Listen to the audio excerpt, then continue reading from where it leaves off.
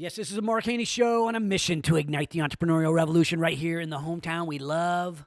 And that starts with entrepreneurs, but entrepreneurs, they need capital, right? They need more than capital. They need to build a great team. They need capital. They need to be solving a big problem. Today on the show, we're going to be bringing on Marcos Fernandez. He is a venture capitalist. He is the co-founder of Fiat Ventures. They invest into early stage Fintech companies. He's a Sacramento guy. He went out and had some success in the high-tech industry with companies that you have heard of before. He was an early employee in Ripple and SoFi and others. And today he shares the story of turning early-stage Fintech employee into early-stage Fintech investor. So Marcos is going to share his story. And Marcos, you'll hear us on the show. He brings me a little gift, and he hands it to me in the middle of the show. And it makes an impact on me. It was specially picked out. He did a little research. He found out my Cabo nickname, and which is Margarita Mark. And he brings me a special gift that hits home for me. And at the end of the show today, I'm going to talk a little bit about that. Not just gifts, but gifts and effort and things that we do in our life that make an impact, that don't just don't just do it. You do it great. You do it in a way that's going to be memorable.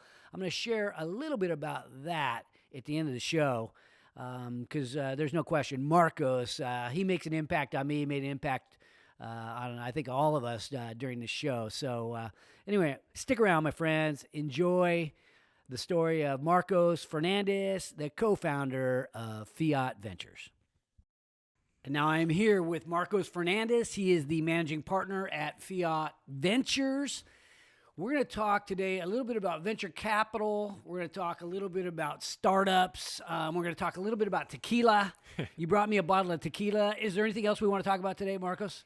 That covers it. Okay. I think that's a pretty good I love track. It. Yeah. Well, you Fiat Ventures, you guys are known for investing into fintech companies.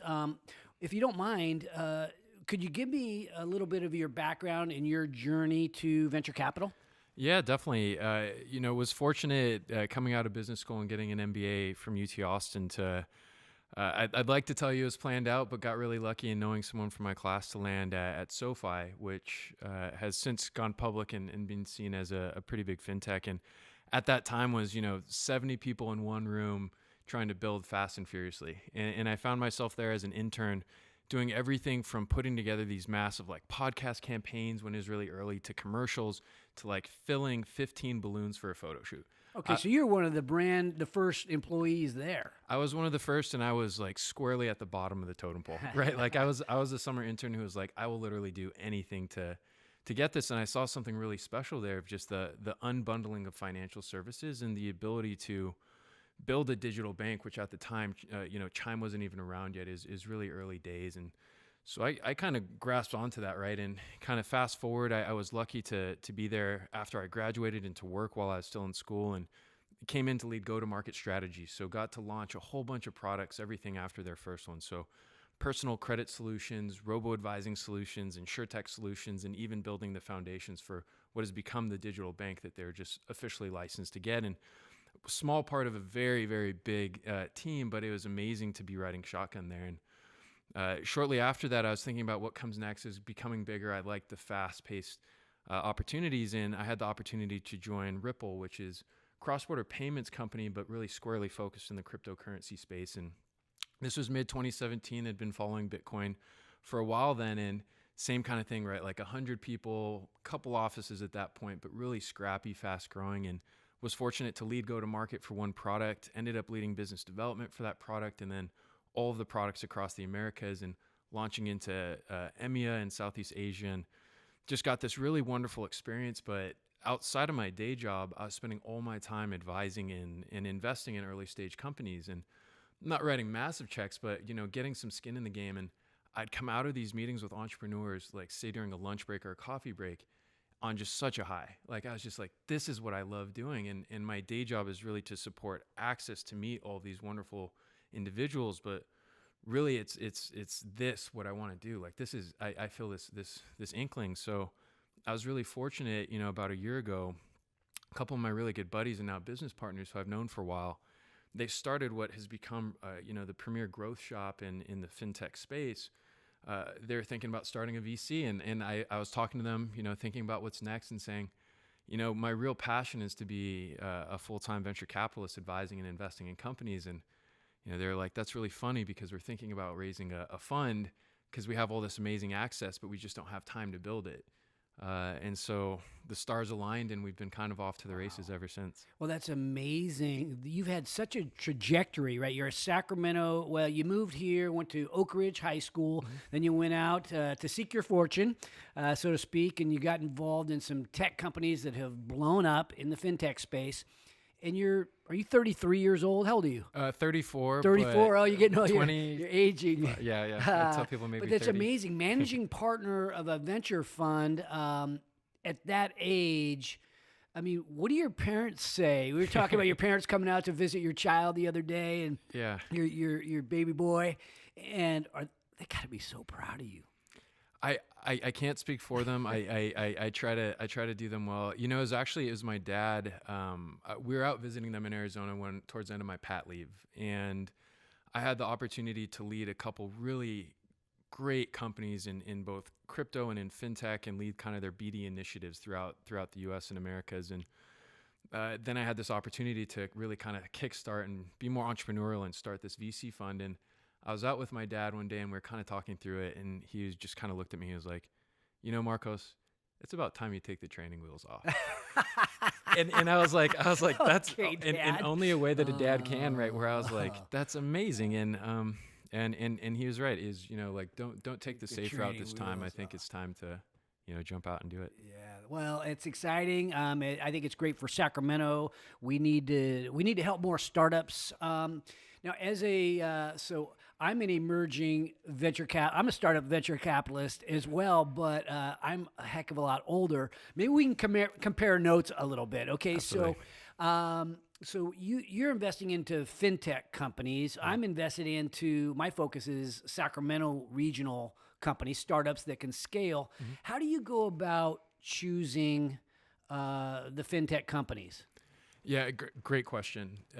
In the early stages, you always know, and I'm literally preaching to the choir here, is, you know, companies are going to shift. Their go-to-market strategies of the first products you launch is going to be very different than where you end up. And this has been proven time and time again, right? Instagram started as like an app for sharing liquors, right? And Chime started as a rewards app that then turned into a digital bank. It happens over and over. So we try to over-index on two things, right? One is team, right? Is this a founding team who's either done this before, has a ton of conviction, or what we call like founder market fit? Like, what gives them the sense of wanting to do this, and what previous experiences get them there? Founder market fit. Okay, yeah. Yeah, and then two is total addressable market, or TAM. So is this market big enough to house multiple winners? Is there a lot of competition in this space already? Are they first to market? If it's a smaller market, are they the first mover? What is their advantage, right? Like, how easy is it for others to replicate this? All of those types of questions. And once you have an idea of those two, everything else is important, but can become secondary, because if you have a team that knows how to be quick and nimble, and they know this market from past experiences, maybe the product they have today is different than what actually takes off, but you have the conviction that they can run through walls and know the right walls to run through to be able to get there and ultimately create these outsized companies, and ultimately, you know, building the next disruptive, you know, tech. Well, your broader group helps companies to grow. That's part of your expertise. And I remember talking to you about maybe even a specialty within the direct-to-consumer space. So in terms of your focus as a venture capitalist, do you narrow it down? How do you narrow down fintech? Yeah, it's tough. Okay. And it's something that myself and my two other general partners, Drew and Alex, we talk about it constantly. And it's really good discussions around what is fintech, because it's becoming so broad, and you're starting to see the emergence of fintech bleeding into almost every sector, right? Bet. Google has become a fintech. Apple has become a fintech. So where do you draw the line? And The truth is that we try to keep it as wide as possible because we don't just want to invest in what is known in fintech today, but also in what we see emerging and becoming fintech tomorrow. Examples of that are as it spills into healthcare or e-commerce. We make a lot of investments and look at a lot of embedded finance, so solutions that allow others to be able to become fintechs more easily. Okay. But it's tough, right? You want to make sure that you're investing in things that align to your thesis, but also you don't want to miss out on an opportunity because you're too narrow-minded. So, is there an example of one that you're really proud of? Yes, there always are. I always preface this question with, we love all of our kids equally. And it's the truth, right? As you know, right? You wouldn't have brought them into Growth Factor or invested unless you had a ton of conviction behind what they're doing. So the one that stands out right now is we actually just signed a term sheet to lead their Series A. It's Copper Banking, teen bank based out of Seattle. And Teen Bank. Yeah. So it's this emerging group that we're seeing. There's a couple other in the space, but I remember when I was a kid and my parents wanted to teach me about financial literacy. We walked into a Wells Fargo, we opened up an account for me, and then they had some parameters around it, but there's nothing built for it. Well, what's happening today, especially as kids are becoming, more financially savvy, as well as just being better at, using technology, there's these teen-first banks that really give the tools to parents to not just give their kids access to finances, but to help spur this conversation around financial literacy. So it gives parents the comfort of knowing that they have guardrails in place to track different spending habits, but it gives the kids the power to start learning about financial literacy. How do you build a budget? How do you spend responsibly? Wow. How do you track this? And do so through dedicated debit cards, dedicated apps that also kind of spurs conversations. So pop-ups around different topics to try to help just promote financial literacy within the teen space. Well, that's really interesting. Now, you said you're going to lead them on their Series A. Maybe you can just sort of define that for our audience. What does that mean? So you're an early stage investor. I invest into companies that are, some of them are pre-revenue, others have revenue, some are maybe going for their Series A, but maybe you can kind of walk through that stage a little bit and maybe what the Series A consists of. Yeah, great question. So Series A is still seen as early stage, and I'll walk the audience real quick. Typically, you see a pre-seed, which is the first amount of capital. A lot of times that's family and friends or bootstrapped by entrepreneurs who have some money from past ventures. Into a seed is typically the first time they take on capital from outside investors. That seed can accelerate into a seed extension or a Series A, and that's really seen as the first time that you're putting in meaningful capital. After that, you'll hear terms alphabetically, right? A, B, C, D, E, F. Generally, anything from pre-seed to A is seen as early stage, just higher upside for the economics that you get from these investments, but higher risk because it's earlier stage, they're figuring it out.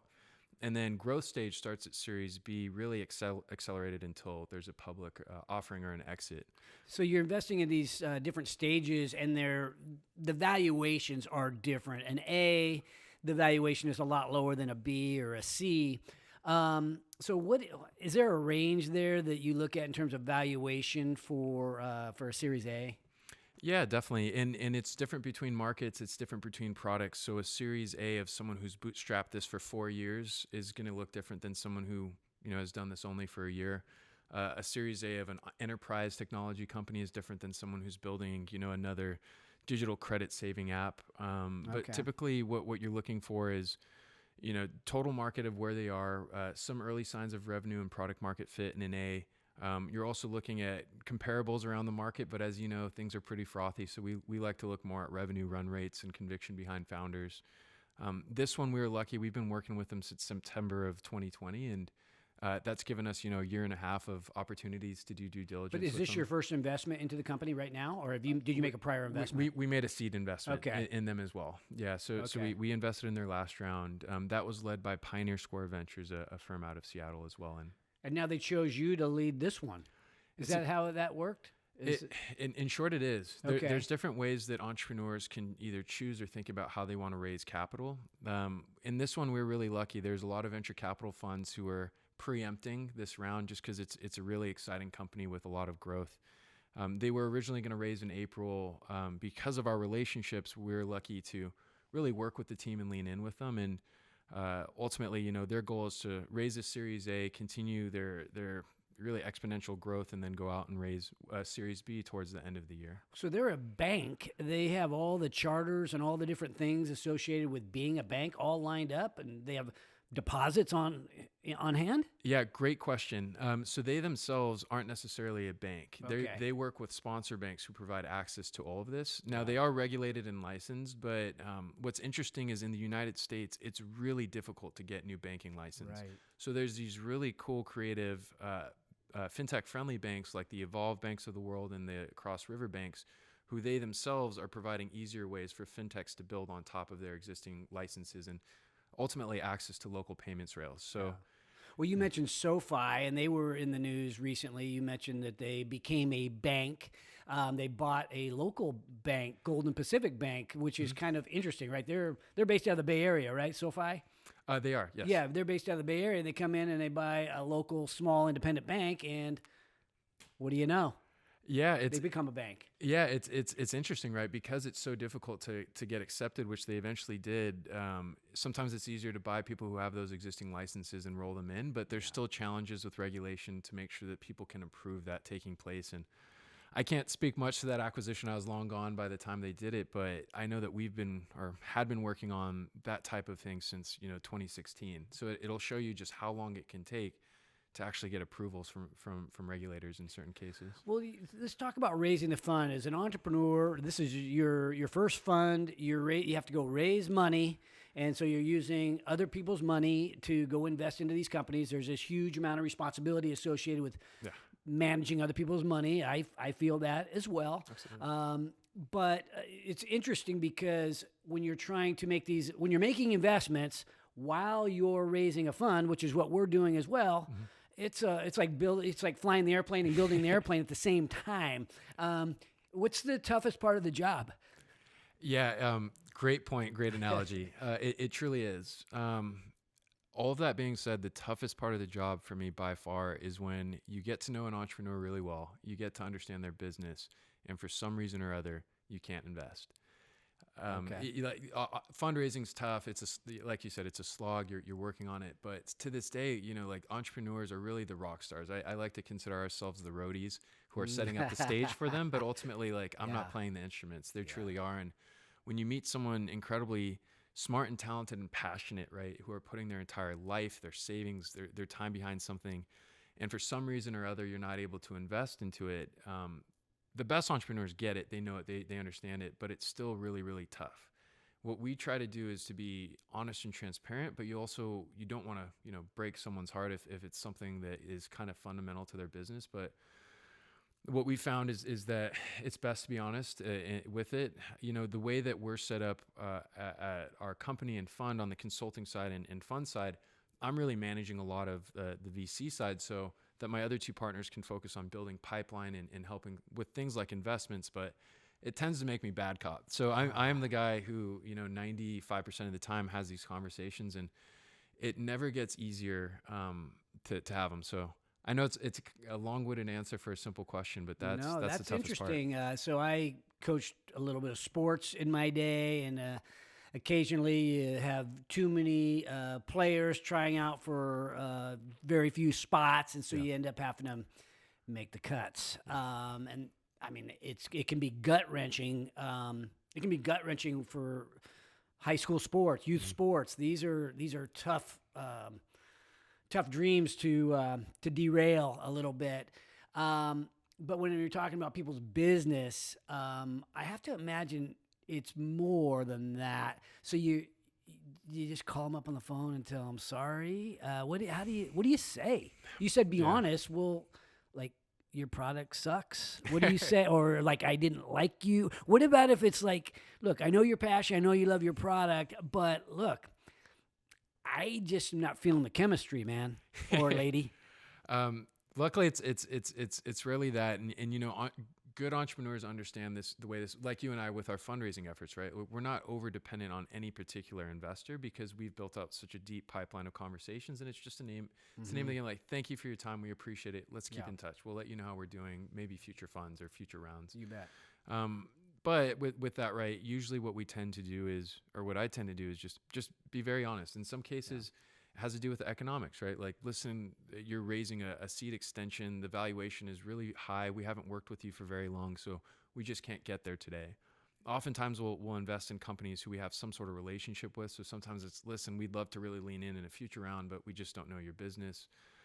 In some cases, it's internal factors, right? Maybe we just made a couple really big commitments and we're coming up on another close. So quite frankly, we're just kind of tapped out, and the timeline for what you need this for is too quick. And we have a bad cop too at the Growth Factory. His name's Rick Spencer.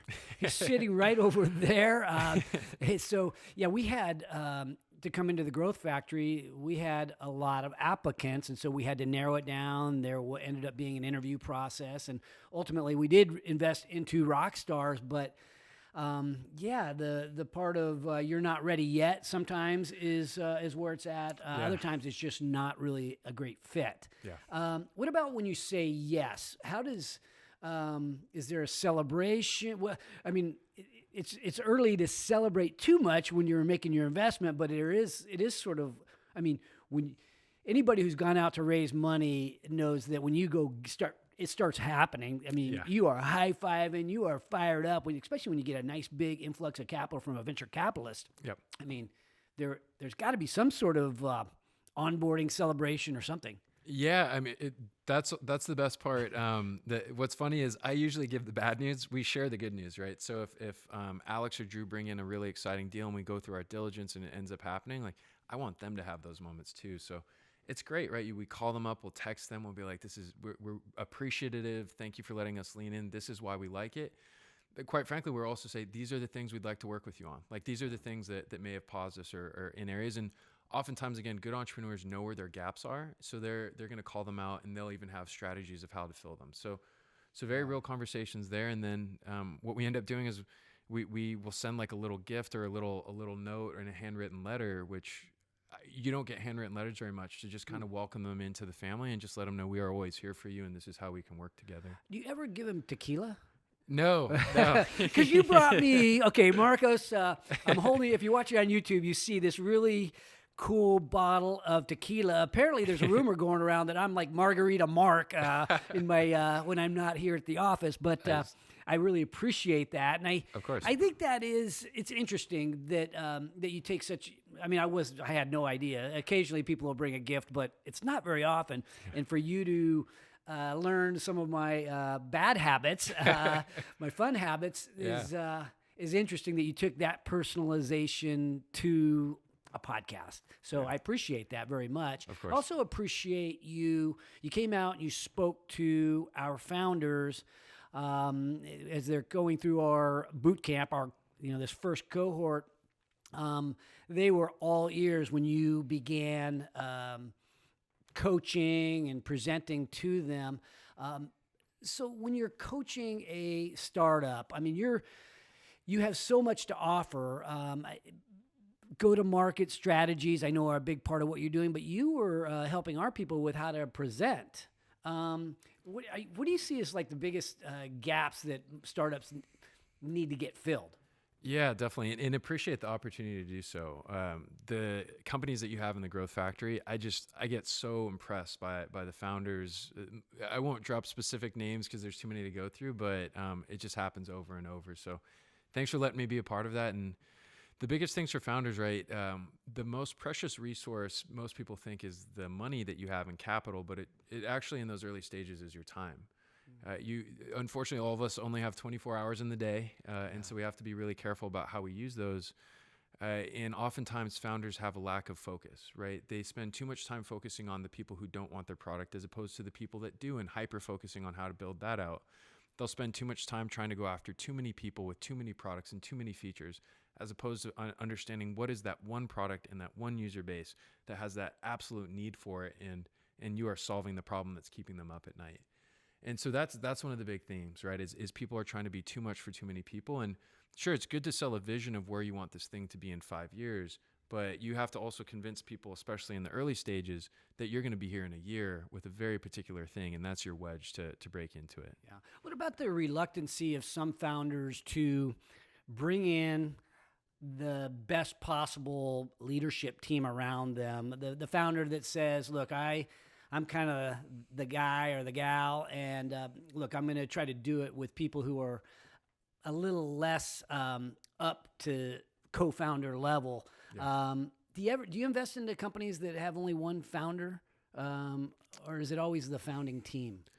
Short answer is yes, but it has to be a very particular type of founder, and you're spot on, right? Is we don't invest into companies where founders think that they can solve everything or want to take on too much. We don't invest into companies where founders can't give us an answer of their gaps or their blind spots, and that's a question we ask: is what's keeping you up at night? Where are your biggest gaps? How are you going to fill that? And the answer we like to hear is, I have this problem, this problem, this problem, this problem. I've solved that by hiring this person and this person, but I'm still looking for this and this. Okay. And what we've seen from really these massive successes, again, back to like the Chimes and the SoFis, the Brexes, the companies that we've been able to work alongside who have really taken off, it's founders who know they have gaps and that they have the ability to recruit and retain the best employees to fill those gaps, and that they know they're not the smartest person on every topic. And in fact, I'll be the first to admit it, I will tell you, I'm not the smartest person in really any room, but the goal is to try to surround yourself with people who are much more talented and bright and can offer a lot more. Yeah, it's interesting. You mentioned the word rock stars. When you invest into a rock star,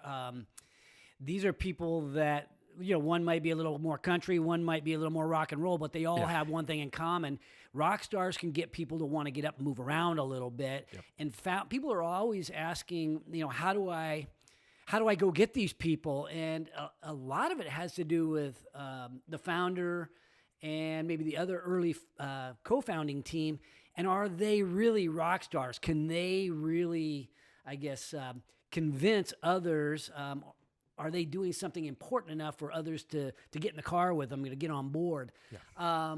Because we know as a founder, these early stage companies, they can't write big salary type checks, and it has to come. The satisfaction has to come in different ways. Absolutely, right. The biggest way, at least early on, is equity, right? Like getting people convinced and being smart about how you're allocating equity, how you're thinking about those types of grants. Even the best founders and teams, they're able to attract really smart people in some sort of advisory capacity. Oftentimes those early advisors turn into employees after you get through a Series A or B round when you can think about bigger salaries. Got a little bit more money to pay them, yeah. Absolutely. And one of the biggest things we look for in founders is the ability to fundraise, right? The unfortunate reality, and not in every company, there are so many successful companies that don't have to take in outside capital, but these outsized companies, because these markets are a foot race. Like if you're not there first in building for scale, someone else is going to do that before you. So when we look for these, multi-billion-dollar opportunities, we're looking at someone who can fundraise, because you can fundraise your way through a lot of problems by hiring the right people around you. So it's this combination of being able to attract and retain talent with the ability to fundraise so that you can have capital to be able to hire those rock stars. It's interesting because talking to founders over the years, talked to probably thousands of them just coming up through the office, and a little session like this, a Hanging with Haney session. The majority of the founders, the people the visionaries behind the business, they really tend to be product type people on average, which doesn't make you extremely charismatic. It doesn't make you have financial literacy, but your product, and you might not even know the market that well. Do you see that same type of thing? And how do you test for financial literacy or the ability to go out and fundraise? Because if you don't know the difference between a balance sheet and an income statement, you need some training before you get out there and start talking numbers with people. Yeah, definitely. It all goes back to, and we all know a lot of times it's the engineers and product-minded folks who build the best companies, because they're always thinking so detail-orientedly and can roll up their sleeves and build these incredible, particularly software-based companies. But it's the ones who know that they have gaps, right? So the ones who understand, like, I need to get better at fundraising. And for example, we work with one entrepreneur right now. He's very soft-spoken, very methodical. He's a product-minded guy who was formerly an engineer, and he's one of the best fundraisers I've ever met, because it's not always about going out and having like this massive, dog and pony show and being the world's best salesperson. It's really about having the ability to get people behind your story and your vision. And so it doesn't always have to be like, really loud and shiny charts. It can just be a very well thought out, articulated statement. We see that there's another one, amazing female entrepreneur who we're getting ready to do another co-investment in her Series C. This is Lily Bank. Her name is Lilac. Again, very, well-spoken individual, but also someone who has done this before so much that she knows how to tell a story and wrap people around it. So over time, I think founders learn what that is. They understand what the market's missing. How can you position yourselves as being the one to fit it? Some of the best ones know whatever buzzword it is at the time that gets people excited to be able to just draw attention. And their goal, right, is to just raise capital. Obviously, you want to build to what you're saying you are, but they also know how to weave that story to fit the gaps that are out there. You said Lily Bank. Is that the name of the company? That's right. Yeah. Okay, so L-I-L-I. that's two banks. It is. So when you look at this landscape, let's talk about fintech, if you don't mind, the product piece and the type of opportunities that you see emerging. So obviously, banking as we know it is changing right before our very eyes. Maybe let's talk about the banking sector and how you see it changing, and then maybe we can move to some other things within fintech that you see as like emerging and really interesting. Yeah, love this, and I know we don't have all day, but feel like I could talk about this all day. It's an exciting time for fintech as a whole. We've seen a lot of innovation, but it feels like we're still just getting started. So to the banking question in particular, and Rick and I were just talking about this a little bit, is we're starting to see the emergence not just of the SoFi and Chimes who are catering to large, broad audiences, but companies who are catering towards a very particular either demographic or type of consumer. So Lily focuses on freelancers, right? So 1099 employees specifically. Copper focuses on teens. We also work with a company called Daylight that focuses on the LGBTQ plus community by providing services within that organization. Another one called Greenwood, which is a really big one out of Atlanta that focuses on the African American community. First Boulevard's another example there. And the reason why these opportunities get us really excited is at the end of the day, all roads lead to lending. And this is the same with traditional banks, right? Wells Fargo, Citi, JP Morgan, Chase, all of their services were lost leaders, right? Their payment services and their banking services to ultimately provide to you lending solutions, credit cards, home mortgages, auto loans. So now we're seeing this really cool trend of the emergence of embedded finance. So these companies that make it easier to plug in a lending solution into your platform and white label that, mixed with the ability to get eyeballs in particular affinity groups and demographics, creating ultimately an easier way to get lifetime value. Okay. So quick example for you, 10 years ago, if I wanted to start a mortgage lender, I would have to go out and get broker licenses, work with a whole bunch of people throughout the stack through a very paper and manual intensive process. Today, it's getting as easy as integrating an API and getting that into my system and white labeling it. So you could take any existing business with, it could be a digital business with a lot of users, and then within their transactions, you basically create a lending opportunity. That's right. And a lot of it, you have to be really authentic, right? You don't want it to seem like, hey, look at this product and this product. But the way that they start typically are, here's a banking solution for you. Here's a debit card and a savings account with maybe some lending credit facilities associated, but really just this is kind of for us, by us. Like this is for a very particular need that you have within these different demographics, and also building good community programs around it. So it feels like the money that you're putting behind it goes towards these either social causes, demographic causes, aspirations, another one towards like eco-friendly initiatives. But really what's exciting there is as they build out more and more users, they'll be able to integrate these other solutions more seamlessly through their platform. And it's not, obviously like money drives a lot of decisions, but there's also ways that then you can start controlling the flow of funds and really building out these ways to give back to those local communities. So the Daylight example, again, they've got this card, but what they're also doing is if there's certain LGBTQ plus restaurants or services in a particular area, they actually give you extra cash back and donate some of that back to those local businesses. So it really does create this kind of community feeling. And from that right to embedded finance, as they think about other services they want to offer, it just makes it easier for you to do your entire financial services with one of these neobanks. Yeah, well, it's interesting to think about. There's already consolidation within the banking industry, right? But banks sort of gobbling up other banks. Mm-hmm. But what does that mean for the brick and mortar banks of the future? Are we going to see less and less brick and mortar? Short answer is yes. And it was really spurred by the pandemic. So Plaid always comes out with these amazing reports around just financial services. And if there's one thing, well, there's many things that this global pandemic has caused, but one of them is just the emergence of people feeling more comfortable doing their finances through digital platforms. Before, a lot of people had already started doing it, but when all of a sudden I can't leave my house to go to that branch, or I can't go to this particular location, it makes me as a consumer more comfortable doing finances through apps, through online portals. And so short answer is yes. Now, some of the best community banks that we have seen, and obviously there's always good ones in different regions, so the dynamics are different, are ones who have adopted these types of digital platforms. So there's actually fintechs out there focused on community banks that help them roll out apps more easily, or help them tap into other products so that they can add lending to their books. But the long and short of it is there will always need to be a presence for brick and mortar, almost kind of like, why would someone want to have a store on Miracle Mile in Chicago? To have a presence, especially in major areas. But over time, it's just become such a big overhead that a lot of it will continue to become more digitized. What about crypto and all the different people that are investing in a Bitcoin and trying to pay with Bitcoin? It's obviously growing. It's a buzz. These are kind of like some of the hottest stuff. If you turn on CNBC, they're talking about the price of Bitcoin. Are you investing into companies in and around that space? In short, absolutely.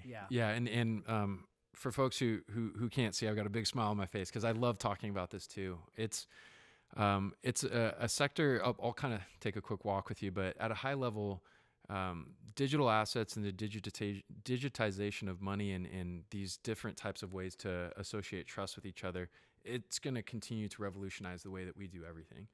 And it's been about, a little over a decade since it first emerged, but the implications are really starting to take hold now, and will continue to over time, really impacting the overall even infrastructure of how we're building solutions. And it's a really exciting time. For us as an individual, I was lucky to really kind of get to know Bitcoin in 2014, and then to work with Ripple and to get to know the industry. As an individual, I'll invest in different types of tokens and companies that will have different token aspects.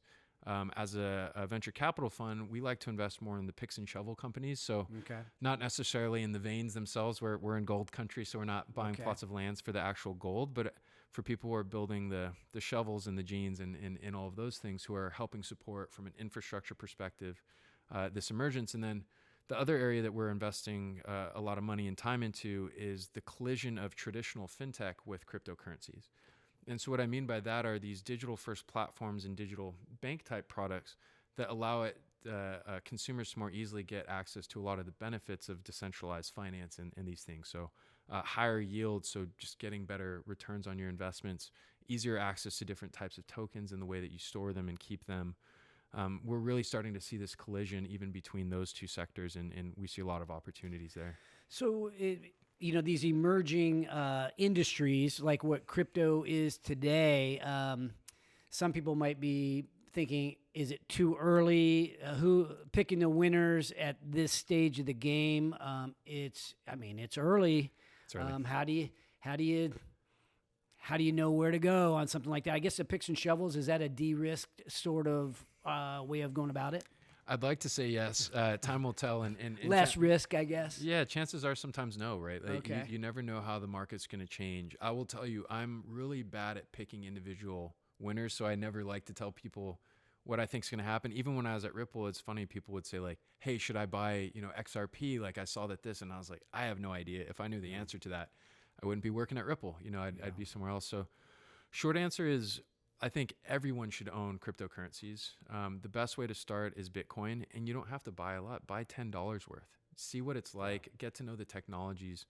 For anyone who's looking to take a position, I always tell them, weighted cost averaging is your best friend. Buy a little bit over an extended time period because it's a volatile asset, and no one knows how to time the market. We've learned that time and time again. What's amazing, because we're recording this probably a week or two before before the show plays. So, but Bitcoin has dropped in value or dropped in price sort of recently after this kind of enormous run up. Mm-hmm. So some people are seeing this as a buying opportunity today. But it's such a volatile type of product. It is. And that's all back to any asset, right? Say you've, for simplicity, 100% of your net worth equals $100, for example's sake. No one should really put anything more than, 15% or to 20% of any of that into one particular thing. Yeah. So what I tell people is, and again, this is not financial advice. Yeah. By the way, yes, this is not financial advice. We have a disclaimer at the end of the show says, there's no financial advice. Exactly. So say you want 10% of that, or $10 of that $100 towards really risky assets. Well, you should put a small portion of that towards cryptocurrencies, not everything. You should put it towards, startup investments, angel investments, certain equity trading that you want to do. And so it's kind of a long-winded answer for, if people are interested, get into it, but don't take off this crazy large bite, because it is a volatile asset. But get to know the technology, start to understand the underlying premises, because it's not going anywhere. So no one get too crazy on anything, but you should start to engage. So a couple questions left. So thinking about your value add at Fiat, you help the companies with their go-to-market strategy. You obviously help them in so many ways, even with their future fundraising. But in terms of like helping them grow their company, that's got to be a huge attraction for a startup to be able to come in. I mean, it's some of what we're doing at the Growth Factory is we're adding the backyard advantage. Yeah. Well, you've got this huge infrastructure, this ability to help people to really grow their company, right? And that's the toughest part for most companies is how do I get users? How do I get how do I get some revenue?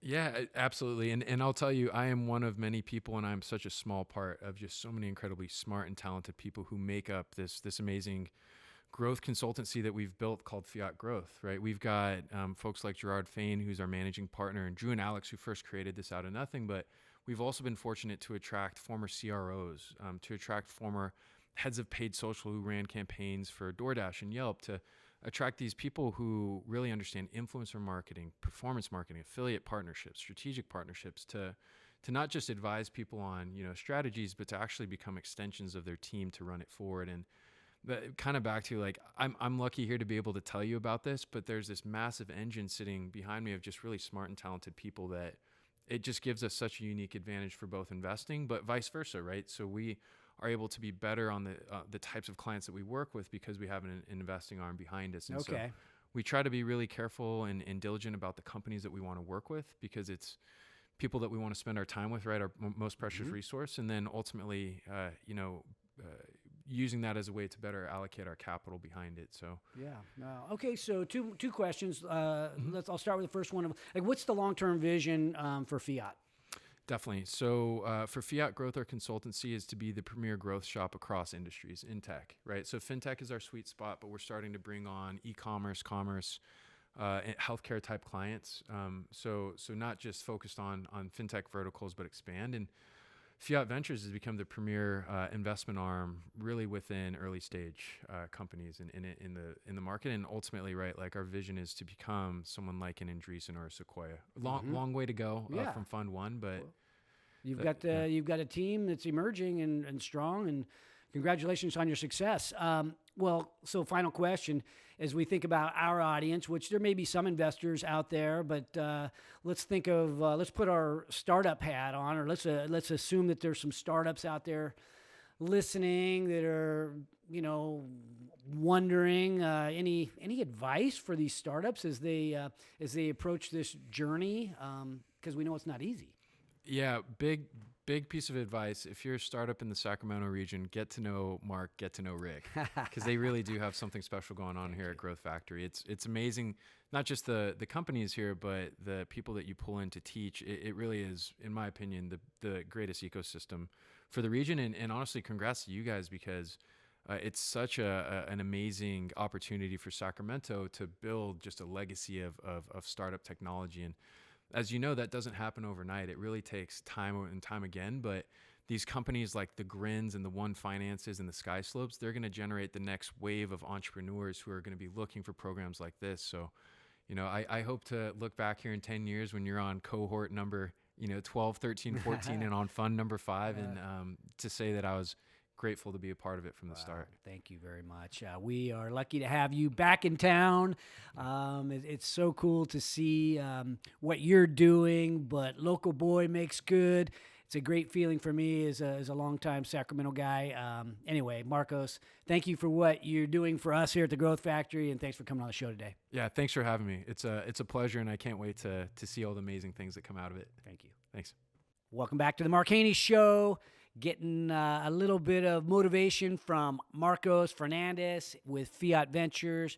And he, when a venture capitalist begins to give you money, it makes an impact, right? It makes an impact. But when he or she makes the investment plus comes around and gives you the help in building your company, that's much more of an impact. These are the kind of things that I guess that we live for as entrepreneurs, and we live for those opportunities, but those opportunities don't come by accident, right? Marcos doesn't invest into you because you have a business. He invests into you because he believes that you're making an impact and that you're going to make an enormous impact on the world, and so he invests his time, his talent, his treasure, and he helps you to take your business from point A to point B, hopefully to have a great return for everybody. And that's what venture capital is. That's what venture capitalists do. That's what we're doing at the Growth Factory. And we are, looking for early stage companies that really are in the process of figuring out a way to change the world. They're very early stage companies. We get in, we roll up our sleeves, work alongside you in our startup accelerator.